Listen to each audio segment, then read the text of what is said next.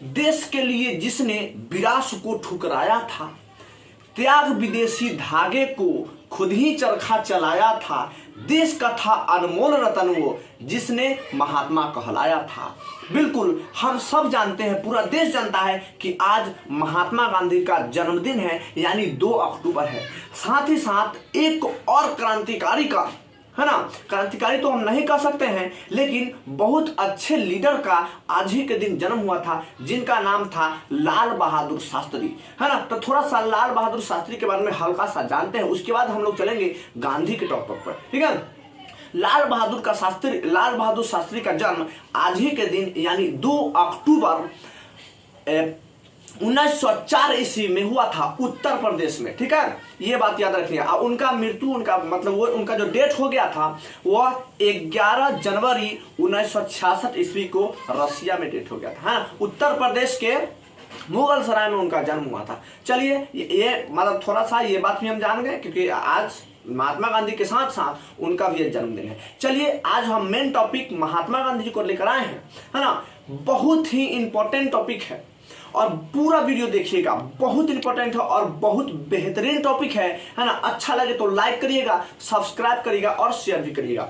चलिए तो आज हम स्टार्ट करते हैं। कहा जाता है ना, हम लोग महात्मा गांधी को राष्ट्रपिता के नाम से जानते हैं, राष्ट्रपिता के नाम से जानते हैं, मलंग बाबा के नाम से भी जानते हैं, नंगा फरकी के नाम से भी जानते हैं, बापू के नाम से भी जानते हैं और महात्मा के नाम से भी जानते हैं। तो ऐसा क्यों, ऐसा क्या काम किए महात्मा गांधी ने, जिन्होंने पूरे भारत में उनको राष्ट्रपिता करके नवाजा गया। क्या अगर महात्मा गांधी नहीं होते तो क्या हमारा भारत इतना जल्दी आजाद हो पाता? और महात्मा गांधी अपने लाइफ में वह कौन ऐसा गलती करते हैं जिसके कारण भगत सिंह को फांसी हो जाता है? चलिए ये पूरा कहानी को हम लोग डिटेल से जानने का प्रयास करते हैं। चलिए स्टार्ट करते हैं। देखिए महात्मा गांधी का जन्म आज ही के दिन यानी 2 अक्टूबर 1869 ईस्वी में, ठीक है, गुजरात के पोरबंदर में हुआ था, है ना। गुजरात के पोरबंदर में उनको पिता का नाम करमचंद गांधी था और माता का नाम पुतलीबाई। उनका जो संस्कार है ना, माता का दिया हुआ बेहतरीन संस्कार है, जो उनको लाइफ में आगे चलकर अहिंसक और, है ना, इतना मतलब अहिंसक का पुजारी बन गए थे। इतना उनके माता जी जो थे ना, हरिश्चंद्र और हरिश्चंद्र का कहानी सुनाया करती थी, इतना अच्छा कहानी सुनाया करती थी। बचपन से ही एक इतने अच्छे स्वभाव उनमें डेवलप करा दिए थे, है ना। और चलिए अब आगे चलते हैं। उनके पत्नी जो थे, उनका पत्नी का नाम था कस्तूरबा गांधी, है ना। उनको पत्नी से यानी कस्तूरबा गांधी से 1883 ईस्वी में शादी हो जाता है, ठीक है। तो उनको 4 बच्चे होते हैं, मतलब 4 बेटे हैं। पहला बेटा का नाम था हरिलाल, देखिए यहाँ पर आप स्क्रीनशॉट भी ले सकते हैं, है ना। पहला बेटा का नाम था हरिलाल और सेकेंड का नाम था मणिलाल, है ना। हरिलाल और मणिलाल का जो जन्म हुआ था भारत में ही हुआ था, लेकिन 2 बेटा, ठीक है, रामदास और देवदास। रामदास और देवदास का जन्म होता है, ठीक है, अफ्रीका में, साउथ अफ्रीका में, दक्षिण अफ्रीका में उनका जन्म होता है ना। इस तरीके से हम जान गए। अब इनको कहानी को हम अच्छा से समझने का प्रयास करेंगे। देखिए क्या क्या था, ठीक है। तो उनको जन्म हुआ था 2 अक्टूबर 1869 गुजरात में हुआ था, है ना। और उनके 4 बेटे थे। अब देखिए गांधी जी जो मतलब पढ़ाई लिखाई है ना, वो अपना गुजरात में ही नॉर्मली पढ़ाई करते हैं, लेकिन जब गुजरात में जो नॉर्मल पढ़ाई पढ़ने के बाद वो वकील का पढ़ाई करने के लिए चले जाते हैं लंदन में। तो वकालत का पढ़ाई करने के लिए उन्होंने लंदन में कब जाते हैं? लंदन में जाते हैं, ठीक है, उन्होंने लंदन में जाते हैं 1888 ईस्वी को, ठीक है। तो लंदन में 1888 ईस्वी में वकालत की पढ़ाई करने के लिए लंदन में चले जाते हैं और पढ़ाई कंप्लीट यानी पूरा होने के बाद 1891 ईस्वी में वो भारत आते हैं, है ना। तो भारत आते हैं, बहुत अच्छा से वकालत का पढ़ाई अच्छे से पढ़ लेते हैं। उसी समय क्या हुआ था कि लगभग 1960 के दशक में साउथ अफ्रीका में भारत के बहुत सारे किसान, बहुत सारे मजदूर गए हुए थे, क्योंकि वहाँ गन्ना की खेती करने के लिए गए थे। क्या हो रहा था कि वहाँ गोरा और काला का बहुत ज़्यादा भेदभाव था। गोरा और काला का बहुत ज़्यादा भेदभाव चरम पर था।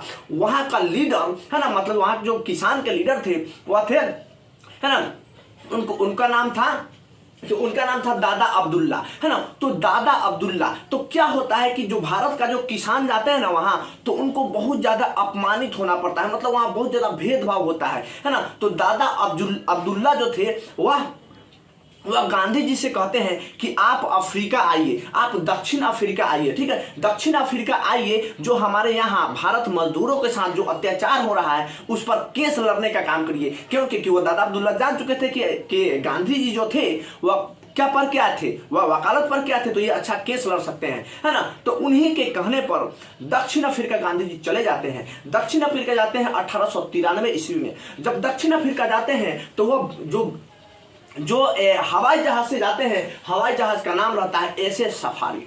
जब एसए सफारी है ना जहाज से जाते हैं, जब एसए सफारी जहाज से जब वह जाते हैं ना, तो वहां पर स्टेशन पर उतरते हैं, और स्टेशन पर उतरने के बाद उन्होंने फर्स्ट क्लास का टिकट का बुक करते हैं, रेलवे टिकट, है ना। तो वह स्टेशन पर जाते हैं ना, और स्टेशन पर टिकट लेकर के उन्होंने, ठीक है, ट्रेन में सवार हो जाते हैं। तो ट्रेन में सवार होने के बाद एक जगह आता है रेलवे स्टेशन, जिसको बोलते हैं, ठीक है, पीटर मैरिट्सबर्ग। तो पीटर मैरिट्सबर्ग में क्या होता है कि गांधी जी को अंग्रेज ने क्या करता है कि ट्रेन से बाहर निकाल देता है, और जितने सामान था इनको बाहर फेंक देते हैं। गांधी जी कहते हैं कि ऐसा क्यों कर रहे हैं, हमारे पास तो टिकट भी है। तो वो अंग्रेज क्या बोला कि यार आपको इस गाड़ी में चढ़ने की हक नहीं है। उसी समय महात्मा गांधी को समझ आ जाता है कि बताइए, इतना ज्यादा पढ़ा लिखा और इतने मतलब इतने अच्छे इंसान थे ना, पढ़े लिखे थे, है ना, जब उनके साथ जब ऐसा कंडीशन हो सकता है साउथ अफ्रीका में, तो फिर भारत के मजदूरों के साथ कितना बड़ा अत्याचार होता होगा, है ना। तो उन्होंने ही वहां पर जाते हैं और सत्याग्रह वहां पर स्टार्ट करते हैं। तो महात्मा गांधी जी द्वारा सबसे पहला सत्याग्रह साउथ अफ्रीका में चला। चलिए तो हम देखते हैं 1906 ईस्वी में गांधी जी कहाँ जाते हैं, साउथ अफ्रीका में जाते हैं। तो उन्होंने क्या किए, वहां पर सबसे पहला सत्याग्रह है ना स्टार्ट करते हैं। तो हम लोग देखते हैं कि सत्याग्रह जो स्टार्ट किए थे, आखिर सत्याग्रह स्टार्ट करने का, भूख हड़ताल करने का उनको प्रेरित कहां से आता है। देखिए, तो उन्होंने जब साउथ अफ्रीका में गए थे ना, तो वहां पर, ठीक है, रस्किन एक इंसान थे, रस्किन का बुक पढ़े थे, है ना, रस्किन का बुक पढ़े थे, और टॉल्स्टॉय का बुक पढ़े थे। रस्किन का बुक पढ़ने से उनको भूख हड़ताल करने का क्या मतलब नॉलेज बढ़ा, है ना, मतलब वो सोचे कि नहीं अब हमें, है ना, भूख हड़ताल करना होगा। तो भूख हड़ताल करने का प्रेरित जो हुआ कहां से हुआ, मतलब ये जो भावना जो स्टार्ट हुआ कहां से हुआ है, रस्किन के बुक पढ़ने से। और आंदोलन करने का कहां से स्टार्ट हुआ, आंदोलन करने का स्टार्ट होता है टॉल्स्टॉय का बुक पढ़ने से, ठीक है। अब हम देखिए साउथ अफ्रीका उन्होंने चल गए। साउथ अफ्रीका में जाने के बाद 1906 ईस्वी में क्या करते थे, वहां पर किए थे प्रथम सत्याग्रह। उसके बाद वो भारत चल जाते हैं। तो भारत उनका आगमन होता है 9 जनवरी और 1915 ईस्वी में, है ना। तो 9 जनवरी 1915 ईस्वी में उन भारत आते हैं, और उस दिन हम लोग 9 जनवरी को भारतीय प्रवासी दिवस मनाते हैं, है ना। अब देखिए, अब जो कहानी होगा, अब उनका भूमिका हमारे देश को सपोर्ट कितना करे थे वो आता है। तो उन्होंने 1915 ईस्वी में भारत आ गए थे साउथ अफ्रीका से। जब साउथ अफ्रीका से भारत आए थे ना, तो उन्होंने पूरा भारत में घूम के देखे। तो बहुत लोगों से उनको पता चला कि अंग्रेज जो है ना, वो हमारे भारत के किसानों पर बहुत ज्यादा अत्याचार कर रहे हैं। तो उनको, है ना, हालांकि वो जब आते हैं तो थोड़ा सा मतलब हेल्प अंग्रेज को मतलब मदद करने लगते हैं, है ना। तो जब घूम घूम के देखते हैं तो वहां पर उनको मतलब लोग बोलते हैं कि हमारे भारतीय किसानों को बहुत ज्यादा अत्याचार किया गया है, और इसी तरह पूरा देश को भ्रमण करते हैं। तो उनको वास्तव में पता चलता है ना, कि सही बात है कि हमारे मतलब भारतीय जो किसान है, भारतीय जो मजदूर हैं, उनके साथ बहुत ज्यादा अत्याचार हो रहा है। तो उसी समय, है ना, उसके 2 साल बाद यानी 1917 ईस्वी में, ठीक है, चंपारण सत्याग्रह स्टार्ट करते हैं। तो भारत में सबसे पहला सत्याग्रह चंपारण सत्याग्रह था, है ना। तो वहां पर एक लखनऊ में जाते हैं गांधी जी, और वहां पर राजकुमार शुक्ल नाम के इंसान रहते हैं। तो राजकुमार शुक्ल ने आमंत्रण देते हैं, है ना, आमंत्रण करते हैं कि आप चंपारण में आइए। चंपारण में क्यों गए थे, क्योंकि वहां पर सत्याग्रह इसीलिए चलाया गया था क्योंकि अंग्रेज जो था ना, वो 20 कट्ठा में 3 कट्ठा, है ना, सबको, जिसको 20 कट्ठा खेत है उसमें से 3 कट्ठा खेती पर क्या करना था, उसमें नील का खेती करना था। और इसीलिए नील के खेती करने से क्या हो जाता था कि जो खेत है ना, वो बंजर, मतलब उस पर फसल सही से नहीं उगते थे, और वो अंग्रेज जबरदस्ती ये चीज करवाते थे, है ना। तो गांधी जी को बुलवाया कि कैसे आप एक आंदोलन चलाइए जिससे अंग्रेज जो है वह नील की खेती करने से हम लोग उसको रोक सके, मतलब नील की खेती हम लोग नहीं कर पाए, ऐसा कोई सत्याग्रह चलिए। तो उन्हीं राजकुमार शुक्ल के कहने पर गांधी जी कहाँ चले जाते हैं, चंपारण में जाते हैं। यानी भारत में सबसे पहला सत्याग्रह स्टार्ट होता है चंपारण सत्याग्रह 1917 ईस्वी में। उसके बाद उन्होंने अहमदाबाद में जाते हैं सत्याग्रह करने, तो अहमदाबाद में सत्याग्रह करते हैं, है ना। तो अहमदाबाद में ही भारत में सबसे पहला भूख हड़ताल महात्मा गांधी कराता है। उसके बाद खेरा सत्याग्रह करते हैं 1918 ईस्वी में, है ना। तो 1918 ईस्वी में खेरा सत्याग्रह करते हैं। देखिए खेरा सत्याग्रह करते हैं 1918 में। अब देखिए चंपारण सत्याग्रह जब करते हैं ना, तो चंपारण सत्याग्रह जब करते हैं तो वहीं पर रविन्द्रनाथ टैगोर खुश होकर उनको महात्मा का उपाधि देते हैं, है ना। महात्मा गांधी को महात्मा का उपाधि देते हैं। अब देखिए अब हम लोग, है ना, थोड़ा सा देखते हैं। तो 1800 खेरा का हो गया था, कब खेरा का युद्ध हो गया था, कितना 1918 ईस्वी में। अब क्या होता है 1919 ईस्वी में, आप लोग जानते हैं कि 1919 ईस्वी में जालियांवाला बाग हत्याकांड हुआ था। जालियांवाला बाग हत्याकांड क्यों हुआ था इसे समझने का प्रयास करिए। देखिए 6 अप्रैल, है ना, तो पूरा देश में जो है पूरा क्रांतिकारी जो थे वो पूरा जन आंदोलन कर रखे थे। जन आंदोलन होता क्यों, क्योंकि बहुत ज्यादा अंग्रेज जो थे हमारे भारत पर बहुत ज्यादा अत्याचार कर रहे थे, तो इसीलिए जन आंदोलन कर रहे थे। तो 6 अगस्त यानी, है ना, 6 अप्रैल, है ना, 6 अप्रैल 1919 ईस्वी में पूरे भारत में एक बहुत बड़ा जन आंदोलन होते रहता है। और जन आंदोलन होते रहता है तो अंग्रेज आता है, उसको गोली खूब चलाने लगता है और बहुत ज्यादा मारपीट करते हैं, जिसके कारण वहाँ के सारे मजदूर सब जो लोग सत्याग्रह करते हैं वो क्या करते हैं, मतलब सत्याग्रह को तोड़ देता है उस समय।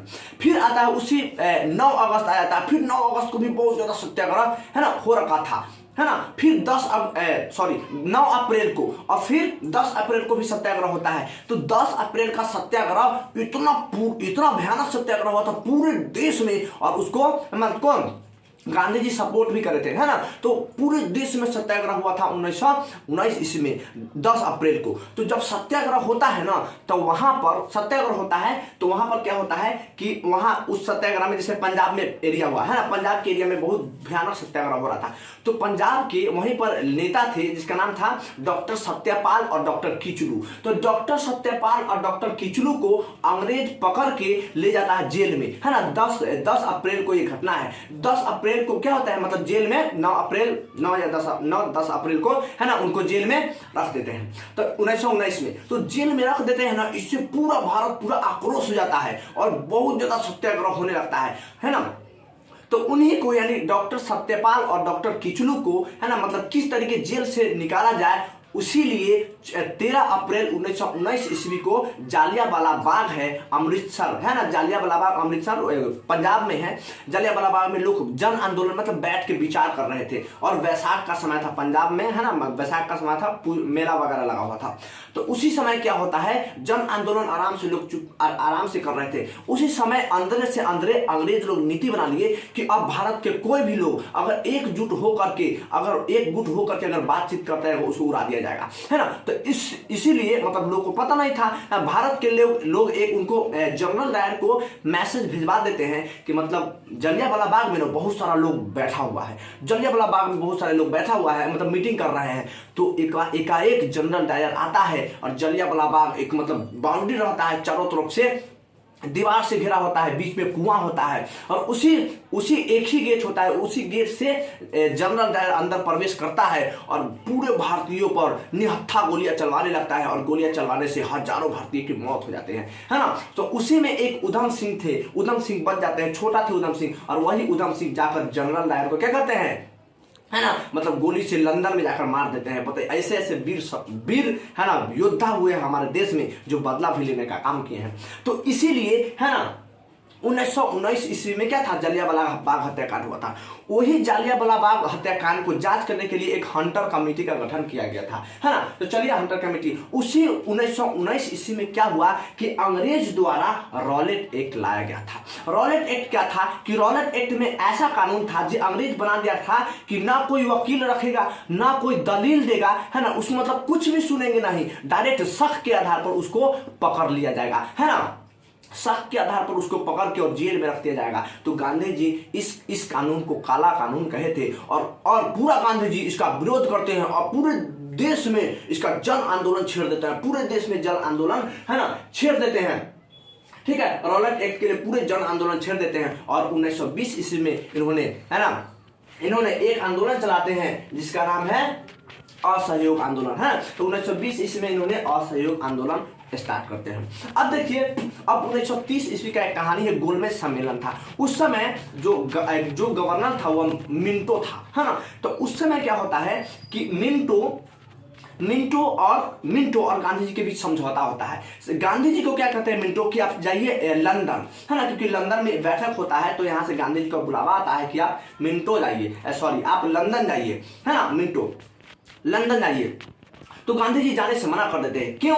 क्योंकि गांधी जो है ना क्योंकि जो वहां पर जो मीटिंग चल रहा था उसमें यह बात चल रहा था कि भारत को जो दलित है ना उसको एक अलग एरिया दे दिया जाए, मुसलमान को एक अलग एरिया दे दिया जाए, है ना। तो इस तरीके से महात्मा गांधी को समझ आ जाता है कि वह जो अंग्रेज है वो हमारे देश में फूट डालने का बात कर रहे हैं, हम नहीं जाएंगे। हालांकि फिर भी उन्होंने 1931 ईस्वी में क्या करते हैं, उन्हें जाते हैं। तो फिर 1931 ईस्वी में उनको है ना मतलब वहां से खबर आता है, मिंटो कहता है कि कैसो गांधी जी को मतलब यहाँ पर भेजिए, नहीं तो आपको बर्खास्त कर देंगे। तो मिंटो जो है वह है ना मतलब उन्होंने बहुत ऐसा चक्रव्यूह रच के उनको गांधी जी को वहां पर भेज देते हैं। और वही ऐसा समय होता है जो उस समय क्या होता है कि भगत सिंह को फांसी होता है। हालांकि जितने भी हमारे भारत के क्रांतिकारी को कैदी कर रखे थे अंग्रेज, जितने भी क्रांतिकारी को कैदी कर रखे थे वो महात्मा गांधी बोले थे कि सारा क्रांतिकारियों को आप जेल से छुड़ाइए तभी हम जाएंगे। लेकिन महात्मा गांधी जी है ना ये नहीं कहे थे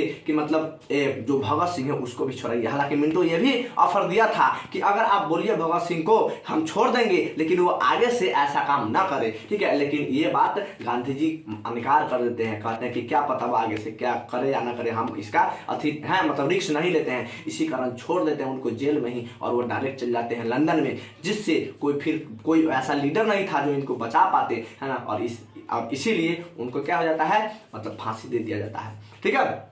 हम लोग देखें उसके बाद 1942 ईस्वी में गांधी जी ने है ना भारत छोड़ो आंदोलन का नारा लगाया था ना। अब मतलब पूरा हद पार हो गया था, क्योंकि अब गांधी जी भी चाह रहे थे कि अब नहीं अब ऐसा नहीं होगा, मतलब देश को आज़ाद ही कराना होगा। और देश को आज़ाद कराने के लिए इन्होंने क्या किया, 1942 ईस्वी में भारत छोड़ो आंदोलन को क्या कर दिया, बहुत ज़्यादा जोर तोड़ से मतलब पूरे भारत को एक साथ लेकर के और भारत छोड़ो आंदोलन में है ना सबको भाग लेते हैं, ठीक है। उसके बाद उनको मतलब गांधी जी को 30 जनवरी 1948 ईस्वी में मृत्यु हो जाता है।